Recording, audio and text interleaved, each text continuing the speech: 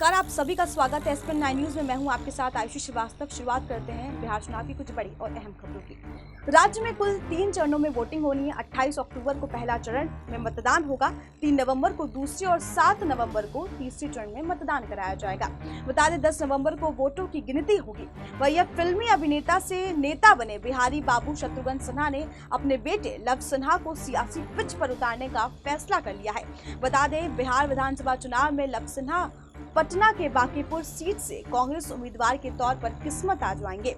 Bankipur seat का मुकाबला काफी दिलचस्प होता नजर आ रहा है। बता दें यहाँ लव सिन्हा के अलावा प्लूरल्स पार्टी की पुष्पम प्रिया और बीजेपी के 3 बार से विधायक नितिन नवीन भी मैदान में होंगे। बता दें कि पटना साहिब संसदीय सीट से शत्रुघ्न सिन्हा लगातार 2 बार चुनावी जंग फतह कर संसद पहुँच चुके हैं, लेकिन दोनों बार वो बीजेपी के टिकट पर चुनाव जीते थे। कायस्थ मतों की बहुलता के चलते शत्रुघ्न ने इस सीट को अपनी परंपरागत सीट बनाया था। हालांकि 2019 के लोकसभा चुनाव में वो कांग्रेस के टिकट पर मैदान में उतरते थे।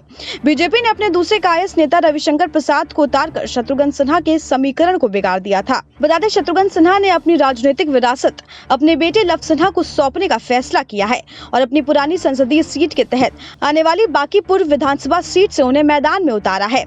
ये सीट कायस्थ बहुल मानी जाती है, लेकिन यादव, मुस्लिम और दलित मतदाता काफी अहम है। पिछले 3 दशक से कायस्थ समुदाय से आने वाले नितिन नवीन विधायक चुने जा रहे हैं, जबकि इससे पहले उनके पिता नवीन किशोर सिन्हा यहां से प्रतिनिधित्व कर चुके हैं।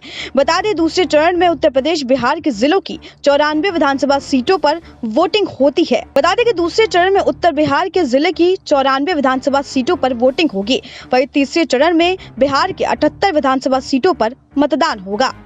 आगे बढ़ते अपनी अगली खबर की तरफ। पीएम मोदी के हमशक्ल अभिनंदन भी बिहार के चुनावी मैदान में है। वो गोपालगंज जिले के हथुआ सीट से उम्मीदवार हैं। खास बात यह है कि इस बार उन्होंने विधायकी के साथ साथ पीएम मोदी के पद के लिए भी ताल ठोक दिया है। अभिनंदन कहते हैं कि विधायक बनने के बाद वो सीएम भी बन सकते हैं। पीएम मोदी जैसी शक्ल सूरत वाली अभिनंदन ने हथुआ विधानसभा सीट से अपना नामांकन कर दिया है। वो कहते हैं कि उनकी लड़ाई विकास की लड़ाई से है। चुनाव जीतने के बाद वो पटना जाएंगे और सीएम बनने की कोशिश करेंगे। अभिनंदन कहते हैं कि उन्हें सीएम बनने का मौका मिला तो बिहार का खूब विकास करेंगे, साथ ही जनता के पैर छूकर आशीर्वाद भी लेंगे। वही अमीरी और गरीबी के फासले को दूर करेंगे। पीएम मोदी से अपनी शक्लें मिलने के सवाल पर अभिनंदन ने पिछले विधानसभा चुनाव में लखनऊ सीट से राजनाथ सिंह के खिलाफ चुनाव लड़ा था। मूल रूप से वो यूपी के सहारनपुर जिले के रहने वाले हैं। बता दें उनका ससुराल गोपालगंज के फुलवरिया प्रखंड से सवनाह गांव में है, जहां ससुराल में उन्हें नवरसा की जमीन में सीट मिली हुई है। यही रहते हैं। हथुआ से उम्मीदवारी के बारे में वो कहते हैं कि उनकी सीधी लड़ाई समाज कल्याण मंत्री रामसेवक सिन्हा से है।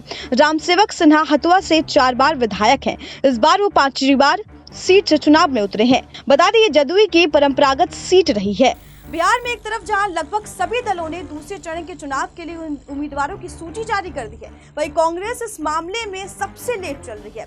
बताया जा रहा है कि अब जल्द ही लिस्ट आ जाएगी कांग्रेस की, लेकिन अब सवाल यह है कि आखिर कांग्रेस क्यों इतना स्लो मोशन में है। सूत्रों के मुताबिक लेट लतीफ का आलम यह है कि पार्टी आलाकमान ने कांग्रेस की केंद्रीय चुनाव समिति को दूसरे और तीसरे चरण के सभी उम्मीदवारों की लिस्ट एक साथ जारी करने को कहा है। दरअसल कांग्रेस को लगता है कि जितनी देर हो रही है उतना इस महागठबंधन में उसका बिग ब्रदर आरजेडी उम्मीदवारों को लेकर तोलमोल कर रहा है। दूसरी बात यह है कि नेता दिल्ली में बैठकों की जगह बिहार के रण में टाइम बिता रहे हैं। बता दें बिहार में धरातल पे आई कांग्रेस को उम्मीदवार ढूंढने के लिए नाकों तले चने चबाने पड़ रहे हैं। ऐसे में बाहर से आए नेताओं को धड़ल्ले से टिकट मिल रहे हैं। वही तमाम दिग्गज नेता अपने रिश्तेदारों के लिए लॉबिंग करने में जुटे हुए हैं। बता दें दूसरे तीसरे चरण के चुनाव में बची 39 सीटों में भाई भतीजावाद हावी होता नजर आ सकता है। वही कुछ नेताओं के खिलाफ अफवाहबाजी भी तेज हो गई है और पार्टी को तरह तरह के खंडन करने पड़ रहे हैं, जिससे पार्टी को नुकसान सहना पड़ सकता है। वही पहले लिस्ट के बाद पार्टी में फैले असंतोष को बुझाना आसान काम नहीं है। वही पार्टी के कार्यकर्ता आयाराम गयाराम नेताओं की आवभगत में परेशान है। भाई भतीजावाद चरम पर है। मुख्यमंत्री नीतीश कुमार आज बिहार के 4 विधानसभा क्षेत्रों में चुनावी सभा कर रहे हैं। जम्मू के चकाई विधानसभा के मध्य विद्यालय पैरा मटिहान मैदान में आयोजित जनसभा को संबोधित करते हुए नीतीश ने विपक्ष पर जमकर निशाना साधा। सीएम नीतीश ने कहा है कि कुछ लोग हमसे नाराज रहते हैं, वे लोग हमारे खिलाफ बोलकर अपना प्रचार पाते हैं। तुम प्रचार करो, उससे हमें कोई मतलब नहीं है। हम तो केवल बिहार के विकास और समाज को एकजुट रखने की चिंता में हैं।